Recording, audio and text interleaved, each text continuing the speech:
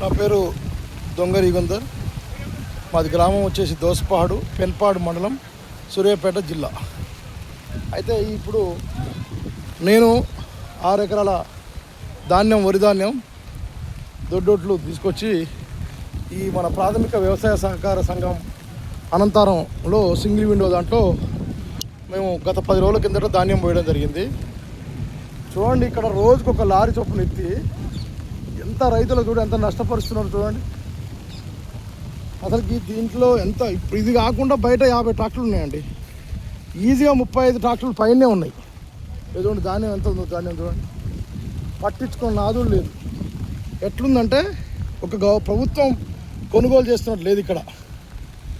దీనికి ఇక్కడ ఉన్న పరిస్థితి ఏమనిపిస్తుందో, బ్రోకరు వాళ్ళకి ఇష్టం ఉండి కొంటారు, వాళ్ళకి ఇష్టం లేదు కొనడు. అవి అట్లుంది సార్ పరిస్థితి.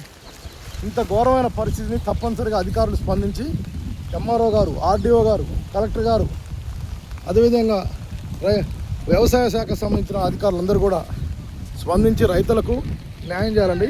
ఇక్కడే కాదు, అనాజ్పురంలో కూడా సేమ్ అదే పరిస్థితి. అనాజ్పురంలో కూడా చాలా అదే పరిస్థితి. ఇప్పుడు రైతులందరూ కూడా అక్కడ ఇబ్బంది పడుతున్నారు. దయచేసి ఇక్కడున్న ఈ పరిస్థితిని మాత్రం అధికారులు ఇమ్మీడియట్గా స్పందించి కొద్దిగా కాంటాలు స్పీడ్గా అయ్యేటట్టుగా రైతులకు అన్యాయం జరగకుండా చూడాలని చెప్పి అధికారులందరినీ కూడా వేడుకోవడం జరుగుతుంది. దయచేసి అర్థం చేసుకోండి.